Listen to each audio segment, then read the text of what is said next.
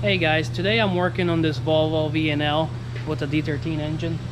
I'm removing the EGR cooler for cleaning, but it's the same process to replace it, obviously. As you can see, I've already taken a few things apart here because I was working on something else. But I'll try to explain to you, if you've never done this before, how to get the other stuff off. So the process we're doing here is slightly different than maybe the dealer would do, or you've done it before if you've done it before. The way I'm doing it is a lot faster than you would get it done at the dealer. So as you can see, the turbo is on there and we're not taking that off. So that should save us some headache with broken bolts and maybe a little bit of money with the turbo mounting kit. So the parts you're gonna need for this job are all right here. This is the bare minimum, so you might need more parts, but I'll explain it to you in a second. So this is the EGR exhaust inlet gasket, turbo outlet between the turbo and the diffuser pipe gasket, 2 O-rings for the big green coolant line on the front of the EGR cooler, the oil supply O-ring for the turbo, and this connection pipe. The dealer might try to sell you just the O-rings for this, but you definitely need this whole plastic with O-rings assembly, because if you don't get that plastic, it's gonna leak. It gets brittle over time and it's definitely gonna leak. A couple other things that you might need if you don't want to keep running back and forth. I usually don't need them unless they're damaged, but you might need this clamp here that goes between the turbo and the diffuser pipe. Sometimes the bolt breaks on that. And the other thing you might need is the clamp that goes right here for the exhaust inlet on the EGR cooler. So I think that's basically all the parts. If you're buying a new cooler, it should come with all of that stuff, I believe. I usually don't replace those clamps because they're like $50 a piece and nobody wants to pay for that. So the first thing you would want to do is drain your coolant. Ours is already drained, but I'll show you how to do that as well. As you can see, I have this drain hose here. You can get this at the Volvo dealer. They usually sell them, I think it was like $80 or $100. Or on Amazon, it's probably $40 on Amazon, I think the last time it was. But the ones on Amazon do leak sometimes, but it's probably not a big deal. Doesn't leak that much. So that hose will connect right here. There's a little rubber plug over top of it. You pull that little rubber plug off and you can connect your drain hose there and then drop it in a bucket. So the next thing, once you have your coolant drained, you need to open yourself up some space here. So I have the air box off already and the charge pipe and a few other things. But the air box is pretty simple. It's 2 14mm bolts up top. And then you got an 8mm here. You can use a screwdriver for it as well. And then also there's a air compressor line attached on the rear of the box. Depending what model you have, it can be attached in 2 different spots, but it's pretty obvious where it goes once you see it. So once you have the air box off, I sometimes take the charge pipe off. You probably don't have to, but it makes it a lot easier if you do. It's just 2 5mm hex bolts here, one here, and also a temperature sensor which goes down there. You just got to cut some zip ties. So once you have that off, the other thing you need to take off is this exhaust pipe, the diffuser pipe here.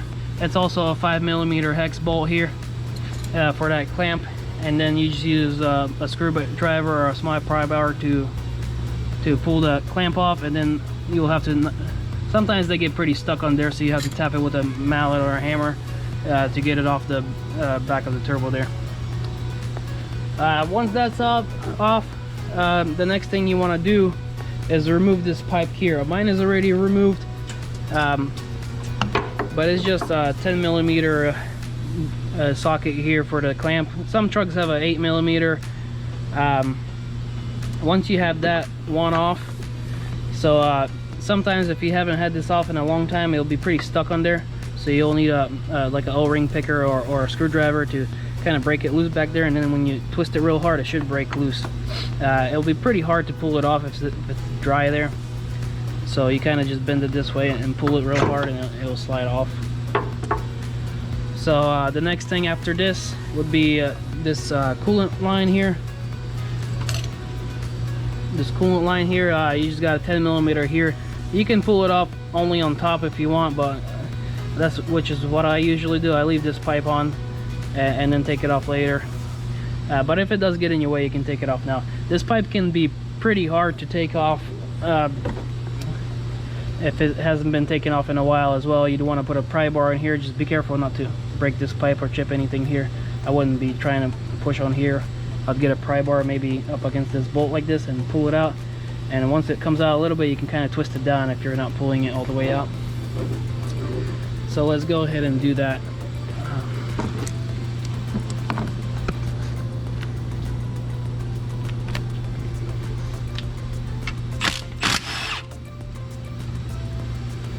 So as you can see, it has a little hole down there.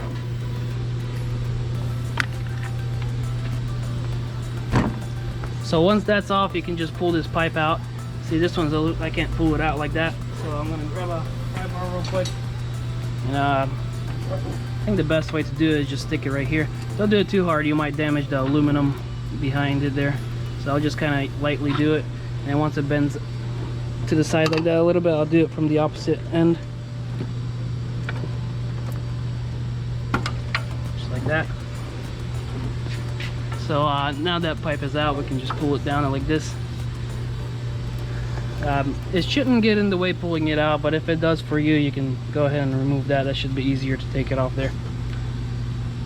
The next thing we want to do is cut all these zip ties that are down here holding these wires in. Do that real quick.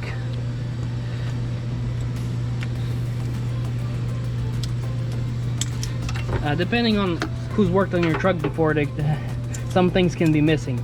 Some trucks have a little bracket here which you would need to twist off these plugs first, and then there's another little like a hold down that twists onto this plug that holds the wires in place, and you'd need to take that off.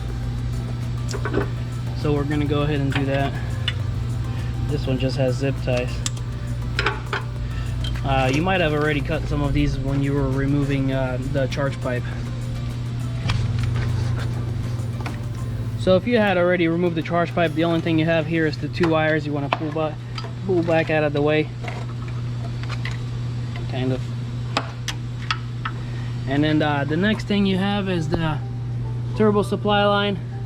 You got to pull that out of the way as well. That's also a 10mm bolt there.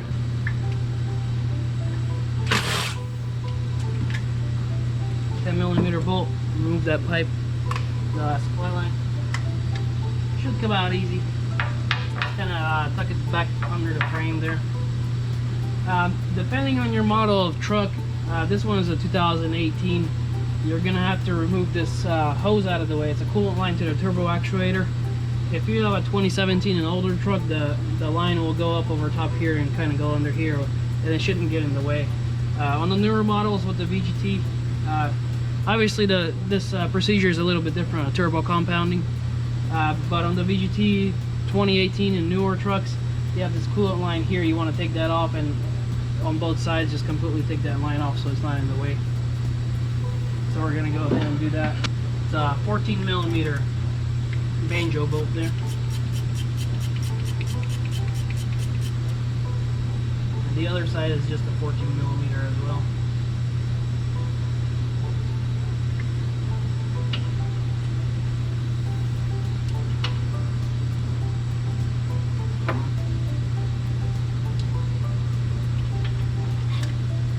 There's the line we're removing. The next thing we want to do is remove the exhaust clamp that's attached to the rear of the cooler there. That's a 13mm or a 1/2 inch or whatever you like to use, and that doesn't strip it. You might want to spray it down with some WD-40 before you start. I've done that already because they can break, and that clamp is like $50.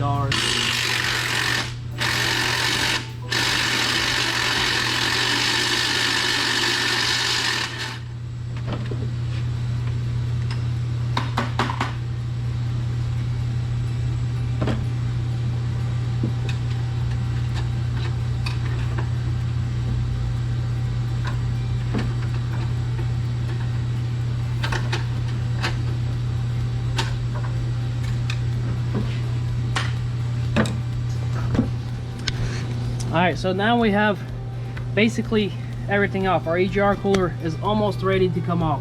We have the exhaust clamp off there. this off, everything off over here, and that one coolant line that we had going there. If you have an older truck, I already said, you don't have to take that one off. So the only thing we have left is these clamps that are holding it on, and then from there I'll show you how we pull it out. So let me get those two hold downs out, and then we'll go from there. When you're removing these clamps here, you can see it has a bolt holding it down, and it also has a nut here. So first of all, you want to loosen this nut, because that's what holds the bolt in. You'll probably have a hard time trying to screw it with that nut there. The next thing you want to do is use a 6mm hex in there. You need a long one like this. So basically, if you go to Advanced Auto Parts, they have, if you don't have this, they have some with the ball on the end for like a swivel. You don't want to use one of those, because if it breaks off in there, you're gonna have a hard time afterwards. So I usually get one that has the one already broken off, or buy a long one.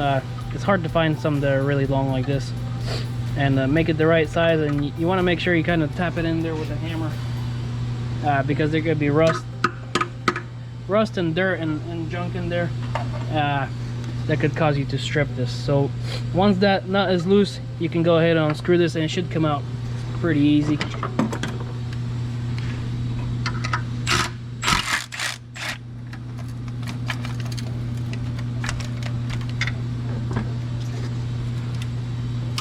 We have one more to do there, and then we'll go from there.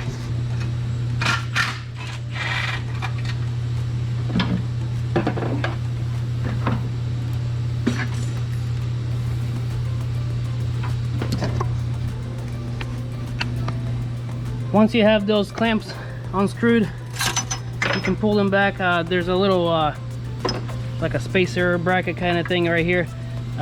Just don't lose those. You're gonna need to put those back when you're done. So you can just kind of bend those down under the frame there, get them out of the way. The next thing you want to do is pull these out right here, the clips here. You know, pull these clips out. Sometimes they get pretty rusty in there. You might need to use some WD-40 and kind of work them out, but you gotta get them out of the way on this one.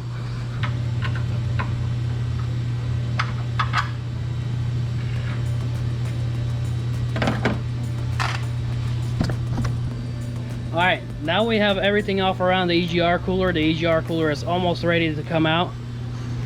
As you can see, we have those clamps off over here, exhaust hoses and clamps and everything. All the wires are out of the way, and the supply line's out of the way. We've got those clips off over here. So the only thing left, as you can see, there's not quite enough space here to fit between the turbo and the engine to pull the EGR cooler out. So what we're gonna do is remove two of the engine mounting bolts that are on the passenger side, and we're gonna lift the engine up. So in order to remove the engine bolts here, we have this cover off, but you don't need to take that off. We were doing something else here. As you can see, we need to remove these two 30mm bolts. So the way I usually do that is just by using an impact with a 30mm socket, and you should have enough space to kind of fit behind the engine there without taking that cover off. I just use a Milwaukee gun here. I'm going to be doing it from the inside because I do have the cover off, and it makes it a lot easier. But if you don't have the cover off, you kind of just reach around the back of the engine and try to get it off like that. It's not very difficult. So let's go ahead and do that real quick.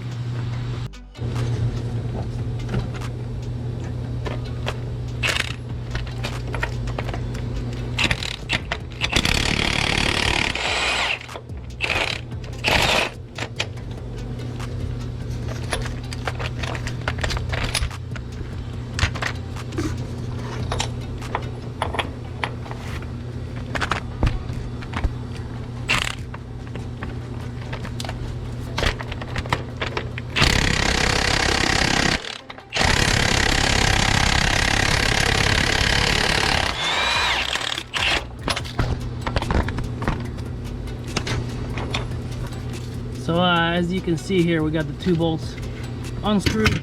You don't have to lift up the engine at this point yet. You can just go ahead and take these bolts out. It's not gonna go nowhere. Alright, so now all we have left is to lift it up and pull that cooler.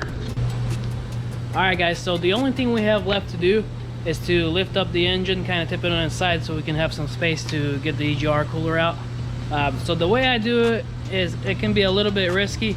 I've been doing it for a few years and I haven't had any issues, but we're lifting it up by the gearbox, so there is a chance you could maybe crack it or cause a leak on it.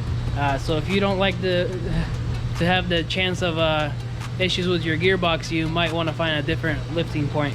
But what I do is I use a regular car jack here, and with a little block of wood to help spread the load, so it's not on just one point. And we're lifting it right where the bell housing is attaching to the transmission. The transmission bell housing attaching to the actual transmission itself, and right on the very corner of it. That's I think that's where it has the best supports there. So we'll go ahead and lift that up, and you want to just be careful not to do it too hard if you're lifting it there, because yeah, there's a chance of causing damage to the gearbox. And the other thing is you still have a whole bunch of hoses and wires attached to the engine, and the one that gets stretched the most will be the charge pipe here. We still have a good ways to go though with that. So we can go ahead and keep lifting it a little bit more, and then we'll be ready to get the EGR cooler out. Our engine is lifted up now, so we can go ahead and pull back the EGR cooler off the engine. There is one more thing that I forgot to mention, is there's a little plug on the bottom of the EGR cooler. It looks like this. I already pulled mine out. It's a 17 millimeter bolt, and it screws in on the bottom of the EGR cooler towards the back. And you don't have to take it out. I usually take it out so I don't make a mess, but it basically drains the coolant out of the EGR cooler so it doesn't make a mess. All right, so we're ready to pull that cooler out.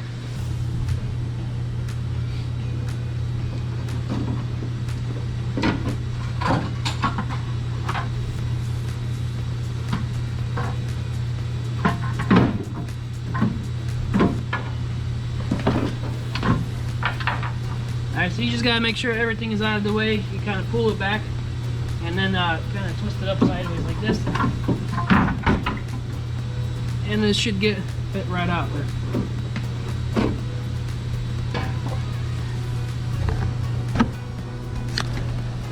Alright, so that's all we gotta do to get the EGR cooler out. It wasn't too bad. So the next thing we're gonna do is we're gonna clean it. I'll show you the way I do it. You can do it your way. The way I do it works for me, so whatever works for you, or you can just put a new one as the easiest thing, and it's just a little expensive. I think it's around $2,000 right now. To clean your EGR cooler, you need a couple of things. You need a pressure washer. I use an electric one because we're inside, but you can use a gas one, or possibly even a garden hose might work for this. The other thing you'll need is this cap right here. This is called a 3-inch quick cap.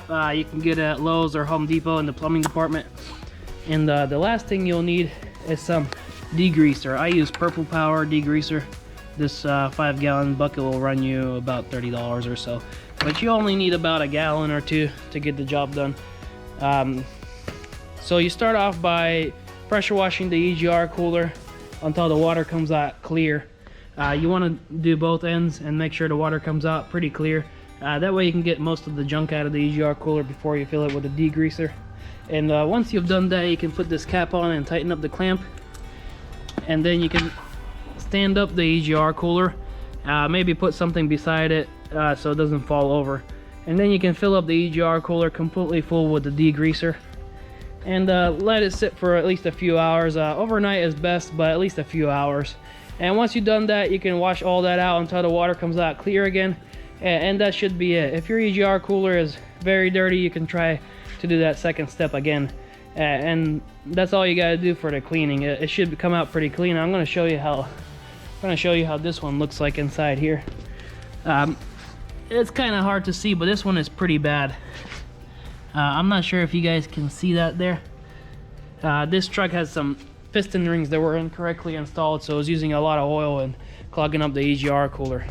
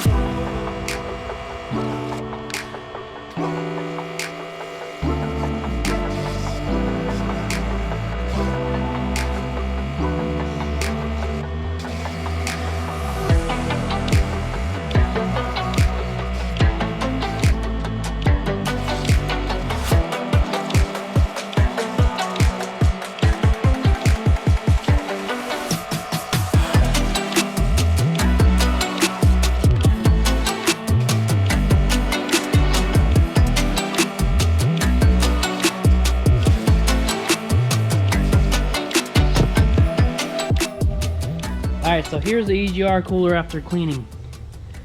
I don't know if I can get you a good picture in there, but as you can see, it looks brand new, and the other side is the same. Before we install it, we need to put a couple things onto the cooler itself. We need this gasket right here. That's the one for the EGR horseshoe pipe and the connection pipe. And also, don't forget to put this plug back into the cooler, because when you fill up your cooler, it's going to have a big leak. Alright.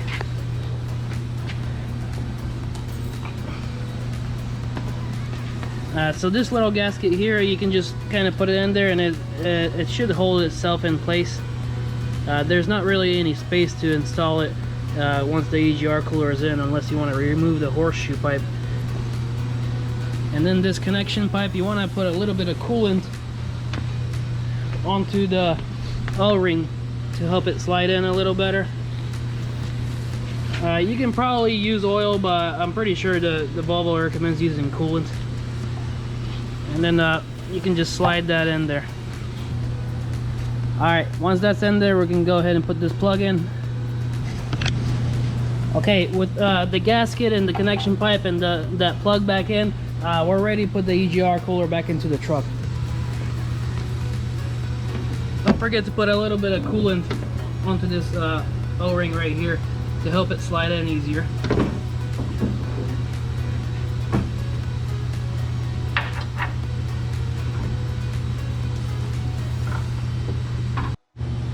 Alright guys, the EGR cooler is in. So all you have to do now is put everything back together the way you took it off. Obviously this clamp is a little bit harder to get to here, so you want to make sure you put that on correctly. And if you have one, a boost pressure tester, usually I would double check with the boost pressure test, make sure that clamp is not leaking, because it can be pretty difficult to get that on sometimes. Alright guys, that's it for today's video. Leave me a like and a comment down below. Let me know how I did or what I could do better. And let me know if you want to see any other videos. Alright, thanks for watching.